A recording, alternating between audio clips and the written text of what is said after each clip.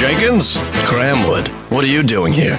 Well, I heard about this neat little flying thing you have. You mean my personal wings? Yeah, and I thought it'd be cool if you let me fly them in honor of my new movie that just came out called Fly Guy. Cramwood, you don't know the first thing about flying. So what? I mean, yes, I do. You know, it's dangerous if you don't know what you're doing, Cramwood. You could get hurt. I'm not afraid to get hurt. No, you'll get hurt, and I don't want that on my conscience. Hey, Jenkins, remember the time in the 5th grade I let you borrow my go-kart? Oh yeah, I do. And if I remember correctly, you disconnected the brakes, and I crashed into some bushes.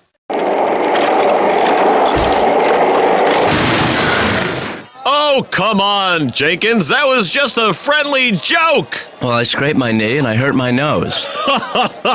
Exactly. So, can I use your wings? No. Jenkins, everybody's waiting for me to fly this thing. I'll give you $50. No.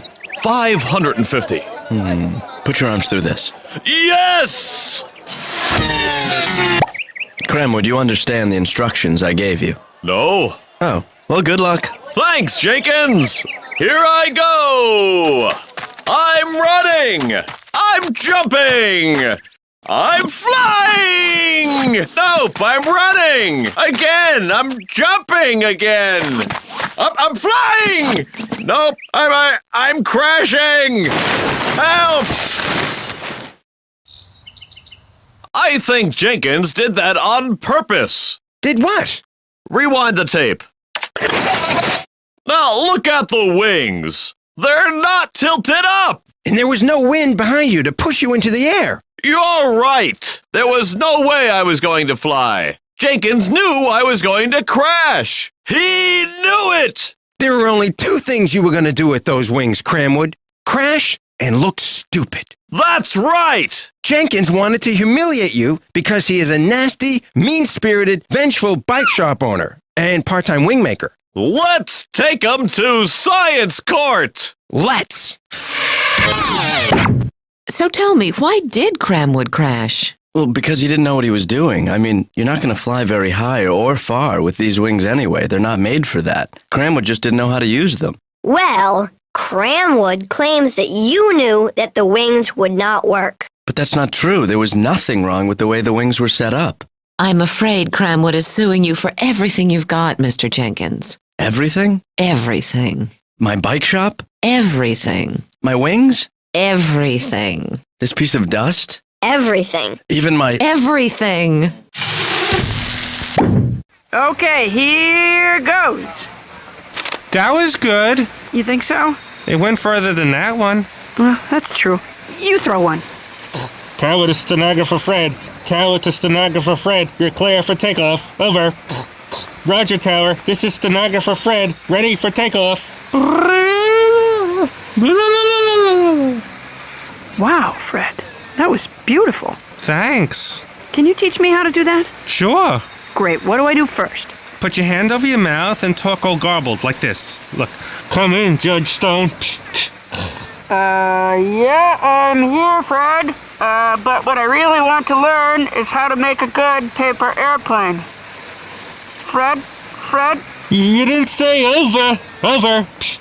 Oh. No! Over! Over. I'll see you inside, Fred. Say over! Mr. Jenkins, isn't it true that you've spent the better part of your life planning revenge against my client because of a little go-kart incident that happened a long time ago? No. Just answer the question, please. I did.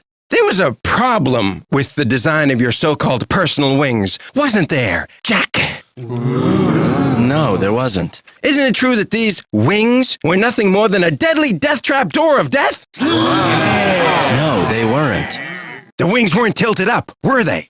No, but... And there was no wind pushing Cramwood into the air. In fact, it was blowing in his face. So there was no way he was ever going to get off the ground. Isn't that right, Jack? Well, it's my understanding that wings don't have to be tilted up in order to have lift, and that the wind actually has to pass over the wings in order to create lift. Please, Mr. Jenkins, Aren't you tired of the lies? Objection, Your Honor. Mr. Savage, no more remarks like that. Sorry, Your Honor. It kind of slipped out. Besides, I rest my case. Fine. Miss Crumple, call your first witness. Dr. Bean, what is a wind tunnel? A wind tunnel is a large tube that has an electric fan to create wind in order to test things. Do you have one with you? Yes, I have one set up out in the lobby. Your Honor, I ask that we all adjourn to the lobby. You got it. To the lobby. Your Honor, I'd like to ask stenographer Fred to step into the wind tunnel with these wings that Dr. Bean made for this demonstration. Into the tunnel, big fella.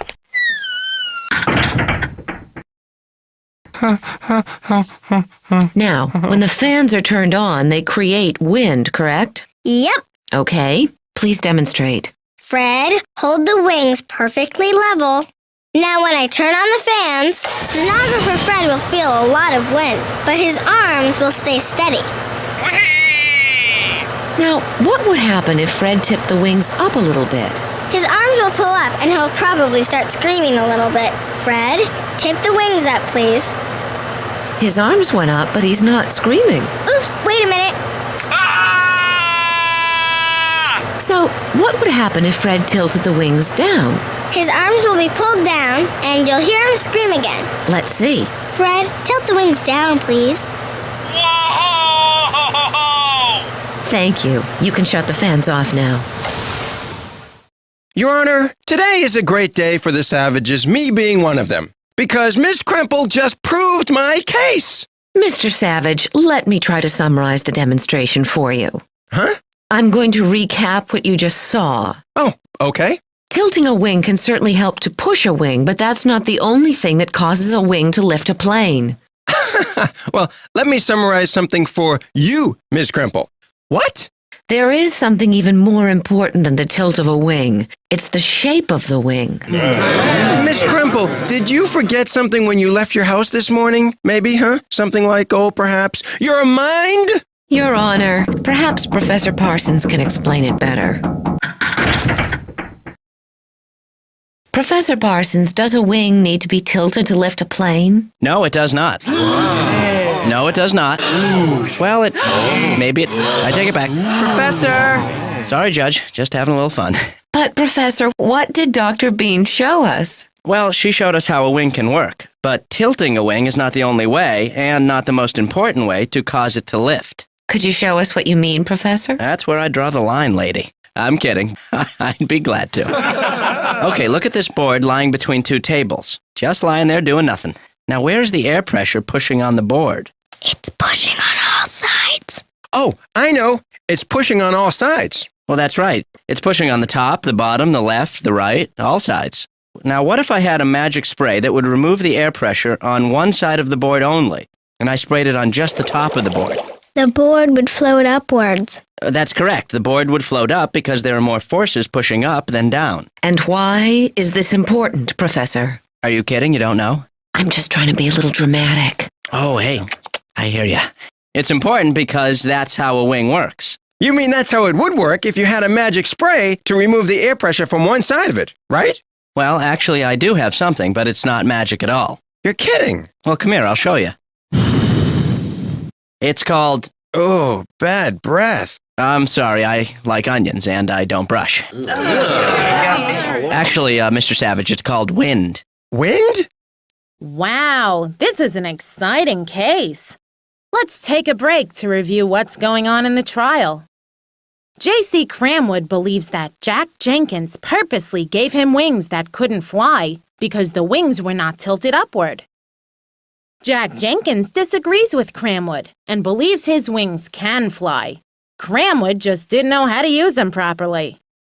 Fred demonstrated that tilting a wing can help to push it, but Professor Parsons says that the most important thing is to reduce the air pressure above the wing, and that you can do it with wind. That's hard to believe. Let's head to the Science Corps laboratory to investigate how we can use wind to reduce air pressure and make something rise into the air.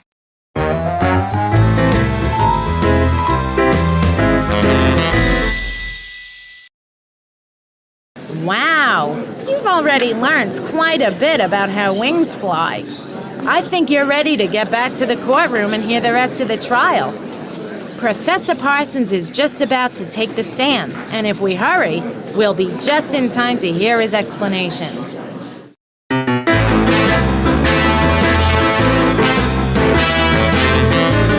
Now, I'd like everybody to take one of these pieces of paper and hold it in front of them like this. Now blow across the top of it like this. Man, I'm not the only one with bad breath in here, I'll tell you that right now. Woo! You see, the paper goes up. The strips of paper go up because the moving air is reducing the pressure along the top surface, but not the bottom, so the paper is lifting. So, Professor, do wings have to be tilted in order for this effect to occur? Yes. I heard a yes. You heard it, Mr. Savage, because you said it. Oh, right.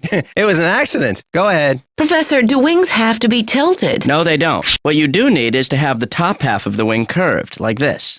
Now, Ms. Kremple, turn the fan on, please. You see, the air going across the wing has to travel farther over the top of the wing because of the curve, so it goes faster to keep up with the rest of the air. And as it goes faster, it wipes away air pressure from the top of the wing, and so the pressure from beneath the wing forces it up. Right, Professor? Whoa!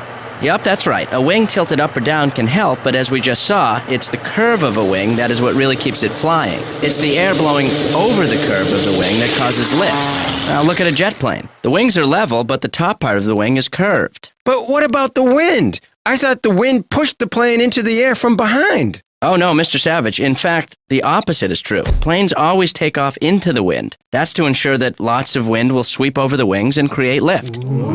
Thank you, Professor. You know, the same effect is true for water. Planes don't fly underwater. No, but fish do, sort of. Their fins are like wings, with water moving over them instead of air.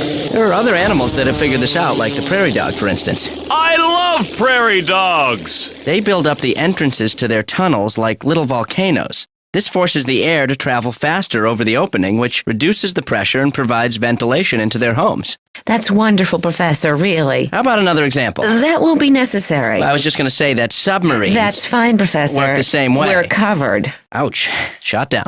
Wait a minute, Ms. Kremple. If Jack Jenkins' personal wings were really and truly designed correctly, Cramwood would never have crashed. Your Honor, I'd like to call Jack Jenkins to the top of Courthouse Hill for a quick demonstration. Okay, you heard the lady. Out. Everybody, come on. Out you go. No lollygagging or dilly-dallying. Let's go, people. Come on, move it. Mr. Jenkins, why, if the wings were properly designed, did Cramwood crash? Because he didn't know what he was doing. Please, the man has feelings. Can you show us, Mr. Jenkins, how the wings work with someone who knows what he is doing? Sure.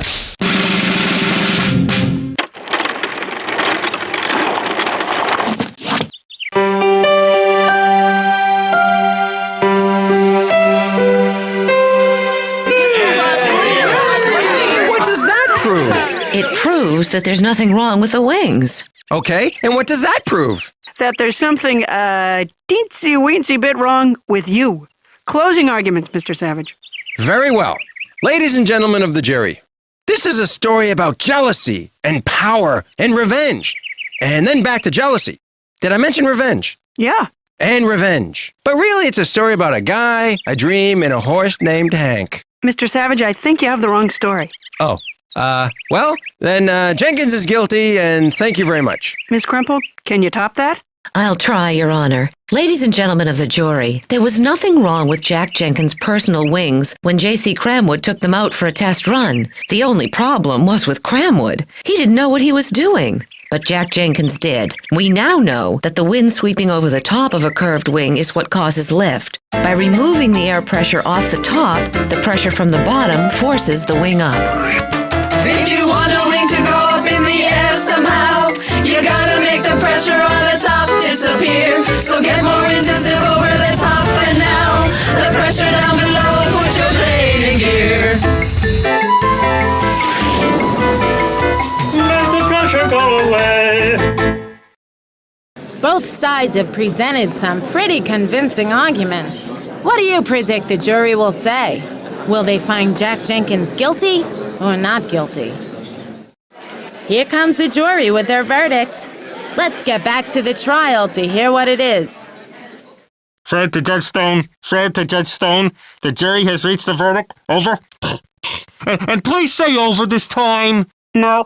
We, the jury, find the defendant, Jack Jenkins, not guilty of trying to hurt Cramwood. We feel there was nothing wrong with the design of the wings, since tilt really isn't the only thing that makes wings work. Thank you, jury. In fact, the curve on top of the wing is almost like a magic spray that kind of just... Great. Perfect. Don't ever change. Science court is adjourned. Mr. Savage, how do you feel about losing another case? Well, I'm disappointed, Jen, but in a case like this, there are no real winners or losers. What about them? Well, okay, there's real winners. Okay, then. That's all from the Science Court courtroom. I hope you'll follow me into the lab so we can perform another experiment about air pressure. I'll see you there. Thanks for stopping by the Science Court Laboratory and investigating wings with us. I hope you'll join us soon for another Science Court exploration. But until then, remember, it's not against the law to learn.